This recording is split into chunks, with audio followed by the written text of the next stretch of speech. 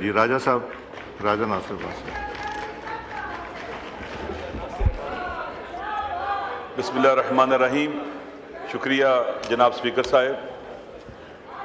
اس وقت دنیا انتہائی حساس دور سے گزر رہی ہے۔ میرے خیال میں سیکنڈ ورلڈ وار کے بعد اتنا حساس دور دنیا میں نہیں گزرا ہوگا کہ جب دنیا کے بنائے ہوئے جتنے بھی قوانین تھے، یونائٹڈ نیشن ہو، باقی سارے بلڈوز ہو رہے ہیں۔ ایک طاقتور آدمی سمجھتا ہے کہ میرے پاس ان لمیٹڈ پاور ہے ملٹری، میں جو چاہوں گا اپنی طاقت کے بل بوتے پر کروں گا۔ میں آپ کی توجہ یہ مسئلہ جو بھی اٹھانے لگا ہوں، میرے خیال میں یہ میرا نہیں ہے، یہ ہم سب کا مسئلہ ہے۔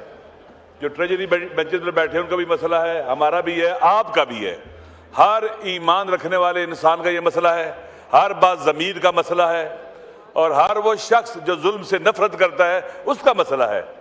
جناب والا، غزہ جو مقاومت کی سرزمین، مظلوموں کی سرزمین، جو 365 مربع کلومیٹر کا علاقہ ایک کھلا اور اوپن زندان تھا جس کی چھت نہیں تھی، آئے دن جن کو مارا جا رہا تھا، وہ جب سے اس علاقے کے اندر سیونسٹ آئے ہیں اپنی آزادی کی جنگ لڑ رہے ہیں، اور وہ لیجیٹیمیٹ لڑائی ہے ان کی۔ ہر کوئی کہتا ہے اگر کوئی قابض آ جائے آپ کی زمینوں پر، آپ کے علاقوں پر قبضہ کر جائے تو آپ اس کو لڑ سکتے ہیں، اس کے خلاف اسلحہ استعمال کر سکتے ہیں، یہ آزادی اور حریت کی تحریک کرائے گی۔ اس وقت آپ جانتے ہیں کہ جو غزہ میں نسل کشی ہوئی، بچوں کو، عورتوں کو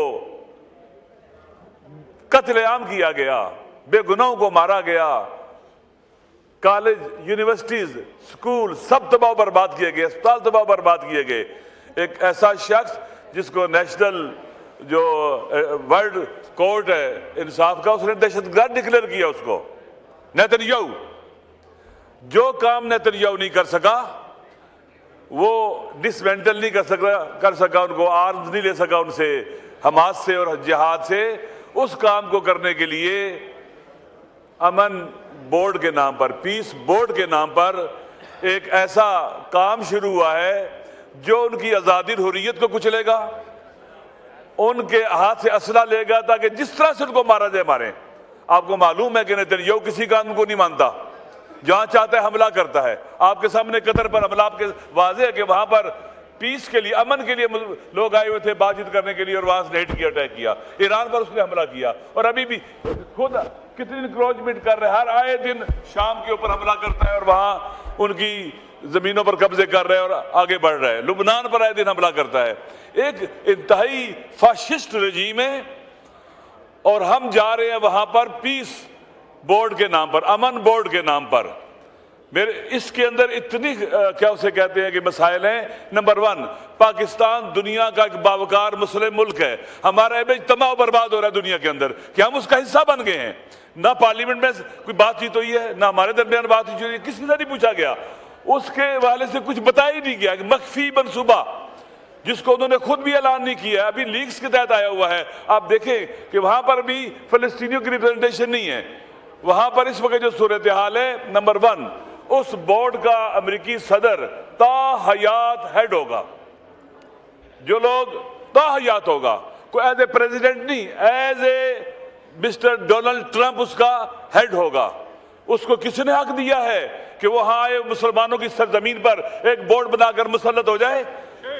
نمبر 1۔ نمبر 2، وہ جس کو چاہے گا لائے گا، جس کو چاہے گا لے جائے گا۔ اسی طرح سے وہاں پر جو اس وقت ہو رہا ہے، یونائٹڈ نیشن کے ادارے کو کمزور کیا جا رہا ہے۔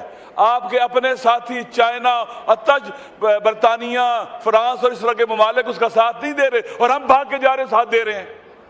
پاکستان کی خدا گواہ ہے، اس وقت ہر کوئی پریشان ہے کہ یہ ہمارا ملک کیا کر رہا ہے۔ ہمیں توقع نہیں تھی کہ ہم جو ہے اس پلان پیس امن کے نام پر، ہم پہلے اس کو نامینیٹ بھی کر چکے ہیں کہ آپ جناب والا حقدار رکھتے ہیں، دنیا کے سب سے بڑے امن کے علمبردار ہیں، ایک قاتلوں کا سرپرست، اس کو ہم پیس کا جو ہے نوبل پرائز کے لیے بات کرتے ہیں۔ جناب والا، آپ سب کی ذمہ داری، ہم خدا کی بارگاہ میں جواب دہ ہیں۔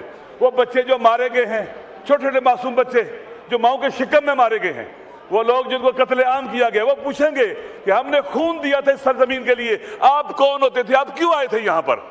قرآن کی صریح آیات کے خلاف ہے، نص صریح کے خلاف ہے ایسے معاہدے کا حصہ بننا جس کے ذریعے مسلمانوں کی سرزمین پر کوئی قبضہ کرے گا، وہاں کے مسلط ہو جائے گا، کنٹرول کرے گا۔ یہاں قبلہ فضل الرحمان صاحب مولانا صاحب بیٹھے ہوئے ہیں، لن یجعل اللہ للکافرین علی المؤمنین سبیلا۔ اس آیت سے ہمارے تمام فقہائے اسلام نے ایک قاعدہ جسے آپ کی اصطلاح میں ڈاکٹرائن کہتے ہیں اخذ کیا، قاعدہ نفی سبیل۔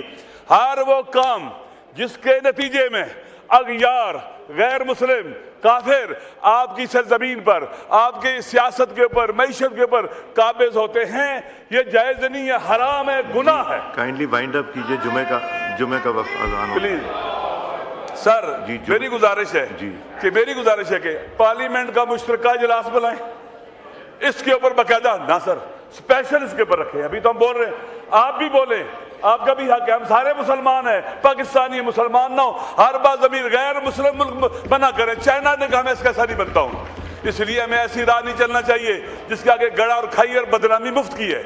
میری گزارش یہ ہے کہ ہمیں چاہیے کہ اس مسئلے کا ایسا نہ بنے سر۔ ہم یہاں پر آپ کے سامنے کہہ رہے ہیں، آپ حکومت والے ہو یا اپوزیشن والے ہو، سب کی ذمہ داری ہے ظلم کے خلاف کھڑا ہونا۔ اگر وہ ہم اس کو مان رہے ہیں، ڈس آرم کریں گے ان کو، آپ آ جائیں کشمیر میں کیا کریں گے؟ مودی کے سامنے کیا کریں گے؟ اس کو فری ہینڈ دیں گے، وہ قبضہ کر لے، وہ بورڈ بنا لے، جو مرضی کرے وہاں پر۔ اس کا مطلب یہ ہے کہ ہم کشمیر کے مسئلے سے بھاگ رہے ہیں، پیچھے ہٹ رہے ہیں، یہ بہت بڑا ظلم ہوگا ہمارے تاریخی سٹیپ۔ اللہ اکبر، اللہ اکبر۔ بسم اللہ۔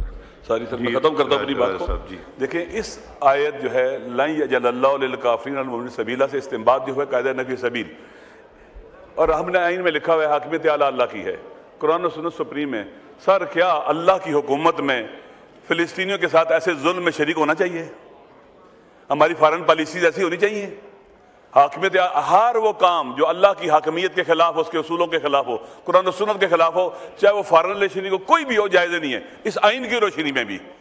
لہٰذا یہ ایسے کیوں ہو رہا ہے جہاں پر فلسطینیوں کی جو ریپرزنٹیشن ہی نہیں ہے، جو مرے ہیں، جنہوں نے خون دیا ہے، لاشیں دی ہیں؟ آپ دیکھیں سر 48 سے شروع کریں، کتنا قتل عام ہوا ہے، ملینز فلسطینیاں جو باہر نکالے گئے واپس نہیں آ سکے ہیں۔